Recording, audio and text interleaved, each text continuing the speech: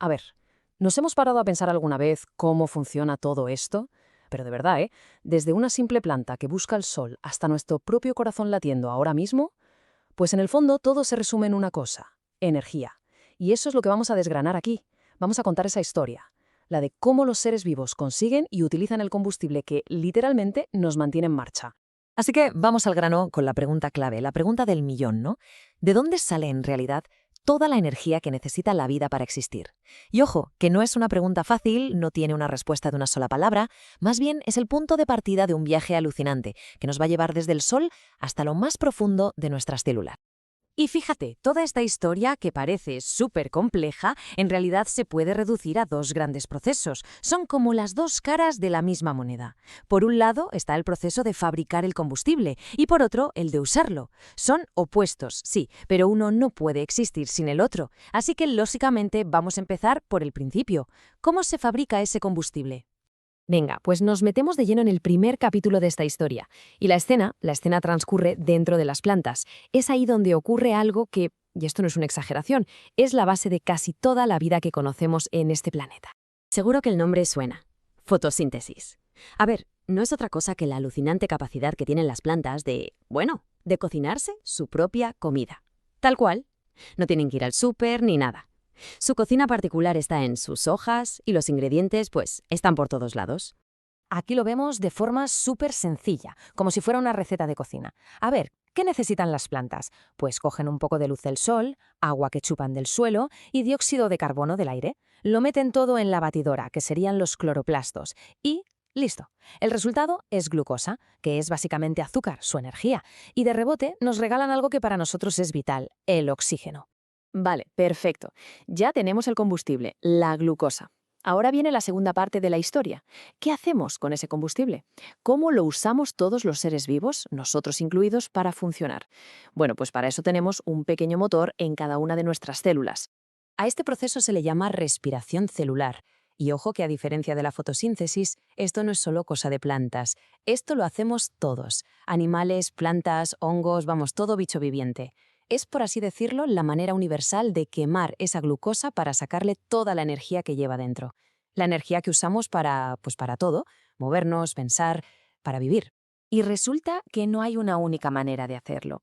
Pensemos, por ejemplo, en alguien que corre una maratón. Durante casi toda la carrera, los músculos tiran de respiración aeróbica, o sea, con mucho oxígeno. Es un método súper eficiente. Pero, ¿qué pasa en el sprint final? Ahí el esfuerzo es brutal y el oxígeno no da abasto, no llega tan rápido. Pues el cuerpo, que es muy listo, cambia de chip y pasa a modo anaeróbico, sin oxígeno. Consigue energía a toda pastilla, sí, pero es mucho menos eficiente. Y de ahí viene esa sensación de quemazón en los músculos. Y es que, en el fondo, la fotosíntesis y la respiración son los ejemplos perfectos de las dos caras del metabolismo, que es el conjunto de reglas que rige toda la vida. Por un lado, el anabolismo, como la fotosíntesis, que es la parte de construir, gasta energía para crear cosas más grandes y complejas.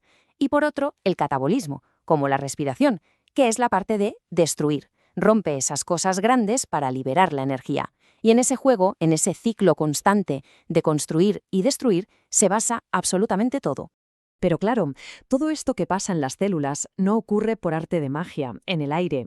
Para que esos pequeños motores funcionen, necesitan, pues, todo un equipo de apoyo, una infraestructura gigantesca. Y en nuestro cuerpo, esa infraestructura son los sistemas de órganos, que tienen que trabajar todos coordinados, como una orquesta. Y el primer paso, lógicamente, es el sistema digestivo. Es la puerta de entrada del combustible, por así decirlo. Desde que la comida entra por la boca hasta que llega a los intestinos, todo el sistema tiene una única misión: hacer trocitos la comida hasta convertirla en moléculas de glucosa tan pequeñas que el cuerpo pueda absorberlas y mandarlas a las células. Pero claro, de nada sirve tener el combustible si no tenemos oxígeno para quemarlo. Y aquí es donde vemos una de las colaboraciones más alucinantes del cuerpo. El sistema respiratorio, por un lado, se encarga de coger el oxígeno del aire, y luego el sistema circulatorio, con el corazón bombeando sin parar, hace de servicio de reparto urgente. Va entregando ese oxígeno a cada una de los billones de células del cuerpo. Una pasada. Y este sistema, claro, responde a lo que se le pide. Imagínate. En reposo, el corazón puede latir a unas 65 pulsaciones por minuto. Pero después de una buena carrera, es normal que se ponga a 130, el doble. ¿Y por qué? Pues porque los músculos están literalmente pidiendo a gritos más oxígeno y lo necesitan ya. El corazón no hace más que responder a esa llamada de emergencia. Y todo este tinglado es posible gracias a que tenemos tejidos súper especializados. Por un lado, vemos el tejido nervioso, las neuronas. Son como el cableado de alta velocidad del cuerpo, la red de comunicaciones que lo controla todo. Y por otro, el tejido sanguíneo, con los glóbulos rojos, que son como una flota de camiones de reparto llevando el oxígeno. Dos tejidos muy distintos, con dos trabajos vitales, pero que ocurren en perfecta armonía. Vale, tenemos un montón de sistemas trabajando a la vez, el digestivo, el respiratorio, el circulatorio. La pregunta es, ¿quién pone orden aquí? ¿Cómo es posible que todo esto se mantenga coordinado y en equilibrio? Pues esto nos lleva al último gran concepto de hoy, al que podríamos llamar el director de orquesta, el que se asegura de que toda esta sinfonía suene perfecta. Y ese director de orquesta tiene un nombre, homeostasis. Es, básicamente, la increíble habilidad del cuerpo para mantener el ambiente interno estable. O sea, que la temperatura, el nivel de azúcar, todo se mantenga en unos valores muy concretos y constantes. Da igual que fuera esté helando, que haga un calor horrible o que acabemos de correr una maratón. El cuerpo lucha por mantener ese equilibrio. Vamos a verlo con un ejemplo que se entiende enseguida. Imagina que salimos a correr en un día de mucho calor.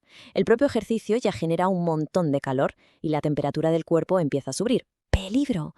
Pues ahí entra en acción la homeostasis.